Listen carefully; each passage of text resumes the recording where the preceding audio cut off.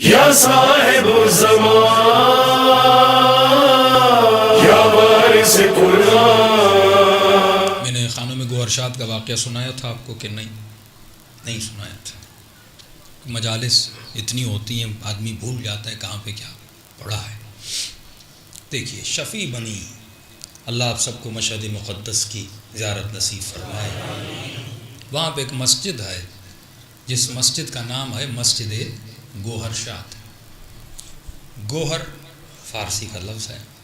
ایک ایسا گوہر جو خوش ہو، گوہر شاد، خوش گوہر. ان کا نام تھا گوہرشاد. یہ ہندوستان سے ہجرت کر کے ایران آئیں اور جب مشہد پہنچی تو مولا کی حرم کی چار دیواری بہت چھوٹی تھی، ایک محدود احاطہ تھا. حرم کے بالکل بیک سائیڈ پہ جہاں پر ابھی یہ مسجد ہے، یہاں پر لوگ کچرا پھینکا کرتے تھے. بہت گند تھا، بدبودار ایک جگہ تھی.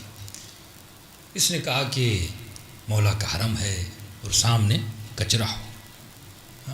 کچھ لوگ وہ ہیں جو اندر کا ہی کچرا صاف نہیں کرتے اور کچھ وہ ہیں جو حرم کے باہر کا بھی کچرا صاف کرتے ہیں. تجھے جہاں کچرا نظر آئے، کیونکہ کچرا ہے نجاست اور اہل بیت بھی نجاست سے دور ہیں، ان کے چاہنے والے بھی خود کو نجاست سے دور رکھتے ہیں.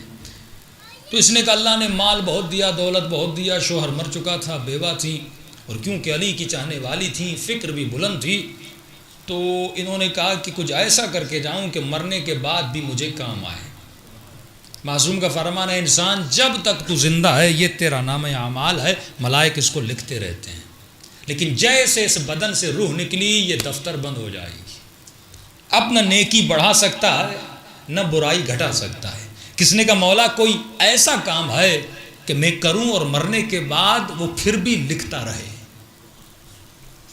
یعنی انلمیٹڈ میرے اعمال بڑھتے رہیں. امام نے کہا ایک کام. امام فرماتے ہیں چند کام اگر کوئی مومن کرے، اگر مر بھی جائے گا اس کے نام اعمال میں نیکیاں لکھتی جائیں گی. فرمایا وہ کون سا عمل ہے؟ امام فرماتے کوئی مسجد بنا کے جا. اگر تو مر بھی جائے گا جب تک یہ مسجد باقی ہے، نمازی نماز پڑھتے رہیں گے، ثواب خدا تجھے دیتا رہے گا. دوسری چیز فرمایا کسی ایسے اپنے بچے کی تربیت کر جب تک یہ بچہ نیک ہے اور نیک کام کرتا رہے گا تو امام فرماتے اس کی نیکیوں کا ثواب تجھے بھی ملے گا. تیسرا کام اپنی زندگی میں کوئی اچھی سی کتاب لکھ کے جا یا چھپوا کے جا. جب تک دنیا میں کتاب رہے گی لوگ پڑھتے رہیں گے تجھے ثواب ملتا رہے گا. اب تصور کرو علی نے ایک نہج البلاغہ لکھی. آج تک دنیا بھائی لوگ چھوڑ کے کیا گئے ہیں؟ مجھے تو حیرت ہوتی ہے. یزید کیا چھوڑ کے گیا سوائے لعنت کے؟ وہ کون سا اس نے کام کے جسے ثواب ملے؟ نسل پہ ثواب ہے، آبا و اجداد پہ کوئی فخر کیا جاتا ہے. تو بتا تو نے کیا کیا؟ لیکن حسین کہ صرف 10 دن کاؤنٹ کرو تو یہ دنیا کے ثواب کو بھی جمع کرو تو کم ہے. لاکھوں لوگوں کو فرش عزا پہ ہدایت، سارا ثواب کہاں جا رہا ہے؟ ساری رحمتیں کہاں لوٹ رہی ہیں؟ امام حسین کی طرف. اس فرش پہ لوگ نمازی بنتے ہیں، جوان دیندار بنتے ہیں، خواتین آتی ہیں حجاب کرتی ہیں، ان کی روحیں بیدار ہوتی ہیں، نفسوں کو مارتی ہیں. یہ سب کچھ کہاں سے مل رہا ہے؟ یہ رزق کہاں سے مل رہا ہے؟ فرش عزا سے. کس کی وجہ سے؟ حسین کی وجہ سے. اب کتنا بے شعور انسان ہے جو یزید کے پیچھے لگا. بھائی وہ تمہیں دے کر کیا گیا؟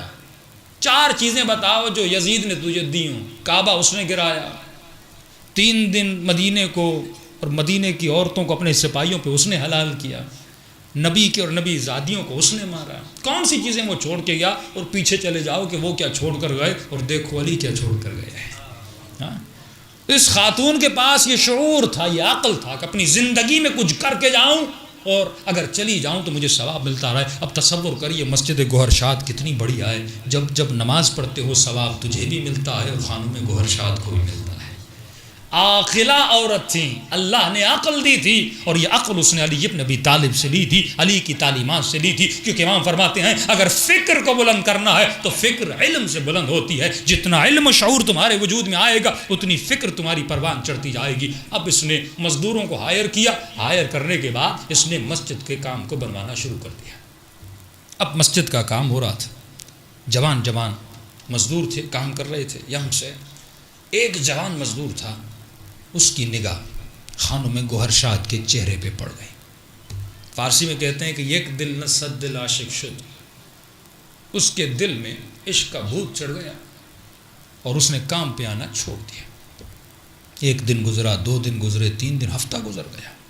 خانم گوہر شاد نے کہا وہ مزدور نظر نہیں آتا، کہ پتہ نہیں طبیعت خراب ہے، ہم نے بھی اس کو نہیں دیکھا، کیونکہ علی والی تھی۔ کہا کہ جاؤ تیمارداری کے لیے، پیسوں کی ضرورت ہو، بیمار ہو گیا، پوچھ کر آؤ۔ کسی کو بھیجا گیا اور پیغام بھیجا گیا تو اس کی ماں نے کہا کہ مجھے خانم گوہر شاد سے ملنا ہے۔ تو انہوں نے کہا ٹھیک ہے آ جائیں، میں مل لیتی ہوں۔ اب یہ بوڑھی سی ماں خانم گوہر شاد کے پاس آتی ہے اور کہتی ہے مسئلہ یہ ہے کہ میرا بیٹا نہ کھانا کھا رہا ہے نہ پانی پی رہا ہے، عشق کا بھوت آج کل کے زمانوں میں بھی سوار ہوتا ہے اور یہی ڈرامے بازیاں کر کے اپنے والدین کو بلیک میل کرتے ہیں۔ اب بوڑھی ماں تھی، اس نے کہا بیٹا نہ کھا رہا ہے نہ پی رہا ہے۔ کہ مسئلہ کیا ہے؟ کہ مسئلہ یہ ہے کہ اس نے کہا کہ جب تک آپ ان سے شادی نہیں کریں گی وہ نہ کام کرے گا نہ کھانا کھائے گا۔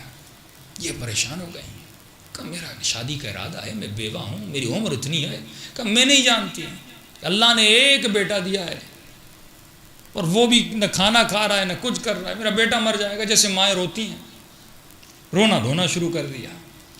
اب یہ تھی علی کی چاہنے والی، شفیع بننا ہے نا، یہ نہیں کہ خود نیک ہو اور دوسرے کو چھوڑ دو، یہ حسین کی سیرت نہیں ہے۔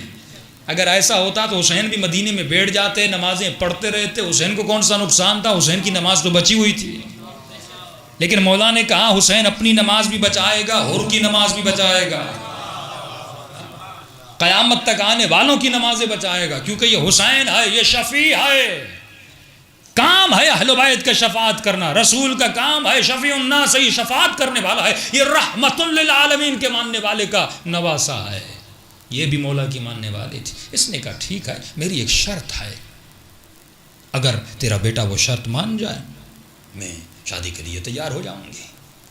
ماں نے کہا کہ کون سی شرط؟ اب اس نے سمجھا پیسے والی خاتون ہے، کوئی بڑی شرط رکھے گی تاکہ بات کو ٹال دیا جائے۔ اس نے کہا دیکھیے کوئی بڑی شرط مت رکھیے گا، جو ہم پوری کر سکیں وہ شرط دیجیے گا۔ کہ شرط کا تعلق آپ سے نہیں ہے، آپ کے بیٹے سے ہے، اور اتنی مہنگی شرط بھی نہیں ہے، بڑی آسان شرط ہے، اگر وہ پوری کر لے میں شادی کرنے کے لیے تیار ہوں۔ کہ کون سی شرط ہے؟ کہ بیٹے کو کہو کہ 40 راتیں نماز شب پڑھے، 40 راتیں نماز تہجد پڑھے۔ آج کی خاتون، آج کی میری بہن، آج کا باپ جب تیرے گھر میں رشتہ آتا ہے تو آپ کی شرطیں کیا ہوتی ہیں؟ گاڑی ہے، بنگلہ ہے، میرا اسٹیٹس یہ ہے، آپ کا اسٹیٹس کیا ہے؟ میری بیٹی تو نازوں میں پلی ہے، آپ اس کو دے کیا سکتے ہو؟ یہ ہماری شرطیں ہیں، یہ علی کی شرطیں نہیں ہیں۔ اے خاتون، اگر کوئی جوان تیرے عشق میں گرفتار ہے، تو جانتی ہے کہ یہ تیری محبت میں جو تو کہے یہ کر سکتا ہے، تو یہی تو ہے کہ بندہ بندے کے عشق سے خدا کے عشق تک پہنچ جاتا ہے۔ لیکن سوال یہ ہے تو اس بندے کو خدا تک پہنچاتا ہے کہ نہیں؟ علی اپنے عشق میں گرفتار کرتے تھے، پھر اس کو خدا سے جا کر ملاتے تھے۔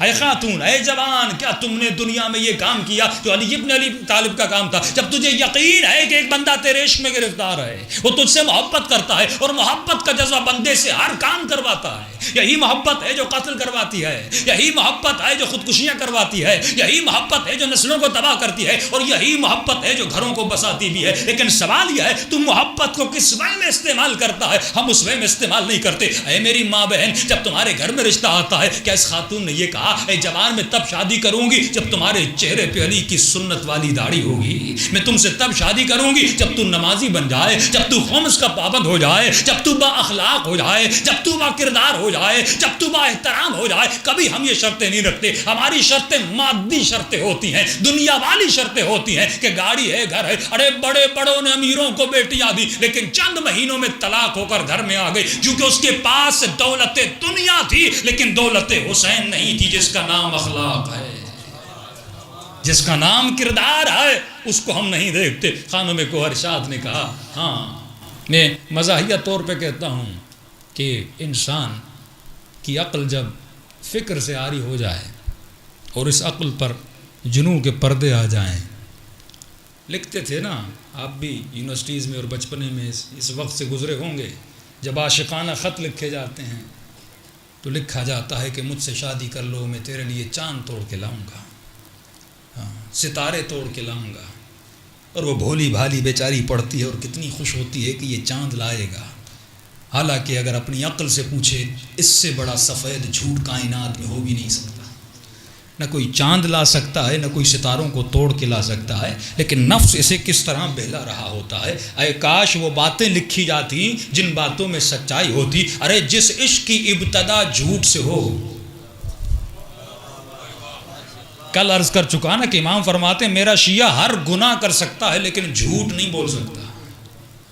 جس عشق اور محبت کی ابتدا ہی جھوٹ سے ہو۔ آج ہم کسی کو اپنانے کے لیے کتنے جھوٹ بولتے ہیں، یہ بات یاد رکھیے، ابتدا اگر جھوٹ کی مناؤ گے پھر انتہا طلاق پہ ہوتی ہے، پھر جھگڑوں پہ ہوتی ہے، لیکن اگر رشتوں کی ابتدا سچائی پہ کرو گے، نہیں مولانا آج جھوٹ بول لے لیتا ہوں، کب شادی ہو جائے گی، میں اس کو سمجھا دوں گا کہ یہ میں نے جھوٹ بولا تھا، اگر سچ بولتا آپ ہم سے شادی نہ کرتے۔ ارے جھوٹ کے رشتوں کی بنیاد بڑی کھوکھلی ہوتی ہے، سچ کی بنیاد بناؤ۔ امام فرماتے ہیں علی کا چاہنے والا سر تو کٹا سکتا ہے لیکن کبھی جھوٹ نہیں بول سکتا۔ کیوں نہیں بول سکتا؟ کیونکہ خدا نے جھوٹوں پر لعنت کی ہے۔ اب خانم گوہر شاد نے کہا میری شرط ہے کہ 40 راتیں نماز شب پڑھے۔ ماں خوشی خوشی گھر گئی، بیٹے کو کہا بیٹا خوشخبری ہے، ایک شرط رکھی ہے۔ کہا کوئی بڑی شرط تو نہیں ہے؟ کہا نہیں بڑی آسان شرط ہے۔ کہا کیا شرط ہے؟ کہ خانم گوہر شاد نے کہا 40 رات نماز تہجد پڑھو۔ بڑا خوش ہوا۔ کہا اگر وہ کہتی تو پوری زندگی پڑھتا۔ ارے اللہ کے لیے ایک نماز نہ پڑھی، کسی خاتون کی محبت میں بندہ پوری زندگی نماز پڑھنے کے لیے تیار ہو جاتا ہے۔ آپ دیکھ رہے ہیں یہ بتا رہا ہے اسے خدا سے عشق تھا ہی نہیں، یہ جانتا ہی نہیں تھا عشق کیا ہوتا ہے۔ اگر جانتا تو علی والا مزاج ہوتا، نماز میں پاؤں سے تیر نکل گیا، لیکن علی کو پتہ نہ چلا یہ عشق خدا ہے، یہ محبت خدا ہے کہ حسین سر کٹانے کے بعد بھی نو کے نیزہ پہ قرآن کی تلاوت میں نظر آتے ہیں۔ یہ عشق خدا ہے کہ بدن دھڑ سے سر دھڑ سے جدا ہو چکا لیکن عشق نے ان لفظوں کو زبان سے جدا نہیں کیا۔ یہ عشق حل و بیت ہے جو خدا سے عشق تھا، لیکن وہ کب ہوگا جب ہم مجاز سے نکل کر حقیقت کے میدان میں آئیں گے، تب ہمیں احساس ہوگا کہ عشق خدا کیا ہوتا ہے۔ اس نے کہا 40 راتیں، ارے میں تو 1000 راتیں نماز پڑھنے کے لیے تیار ہوں۔ کہ پھر دیر کیسی، آج ہی رات نماز پڑھنا شروع کر دے۔ بیٹے نے نماز پڑھنا شروع کر دی۔ کہ 10 راتیں گزر گئیں، 20 راتیں گزر گئیں، 30 راتیں گزر گئیں، 40 راتیں گزر گئیں، 45 راتیں گزر گئیں، 50 راتیں گزر گئیں۔ بوڑھی ماں کہتی ہے میرے لال رشتہ لینے جاؤں، تو نے تو نمازیں پڑھ دی۔ کہتے اماں صبر کرو۔ 70 راتیں گزر گئیں، 80 راتیں گزر گئیں۔ ماں پھر آتی ہے، پھر کہتا ہے اماں صبر کرو۔ کہ یہاں تک کہ 100 دن گزر گئے۔ ایک مرتبہ خانم گوہر شاد نے خبر کے لیے پوچھا کہ ارے جوان کے وہ 40 دن کہا تھا، یہ 40 دن سے اوپر ہو گیا، زندہ بھی ہے کہ نہیں؟ مسئلہ کیا ہے؟ آیا کیوں نہیں؟ شرط کو پورا کیا کہ نہیں کیا؟ ایک مرتبہ خود اس کے دروازے پر آتی ہے، دستک دیتی ہے، یہ ماں باہر آتی ہے کہ آپ کے بیٹے کی کوئی خبر، زندہ بھی ہے کہ نہیں؟ کہاں زندہ بھی ہے، نماز بھی پڑھ رہا ہے، شرط کو پورا بھی کر رہا ہے۔ کہ 40 دن گزر گئے، پھر رشتہ لینے کے لیے کیوں نہیں آئے؟ کہ مجھے بھی نہیں پتا، پہلے اتنا بےتاب تھا لیکن ابھی کہتا ہے اماں صبر کرو۔ کہ جلدی اس جوان کو بلا کے لا۔ ایک مرتبہ یہ جوان دروازے پر آتا ہے، لیکن جب اب دروازے پر آتا ہے اب آنکھیں وہ آنکھیں نہ رہی، بڑی حیا ہے ان آنکھوں میں، آنکھوں کو جھکا کے کھڑا ہے، سر کو جھکا کے کھڑا ہے۔ خانم گوہر شاد نے کہا اے جوان 40 رات نماز پڑھی؟ کہاں نماز پڑھی؟ اب تک پڑھ رہا ہوں۔ کہا پھر میرا رشتہ لینے کے لیے کیوں نہیں آتے؟ کہا خانم گوہر شاد میری ایک مجبوری ہے، جب تک نماز شب نہیں پڑھی تھی میں تیرے عشق میں گرفتار تھا، لیکن جب سے نماز شب پڑھی ہے میں اپنے رب کا عاشق بن چکا ہوں۔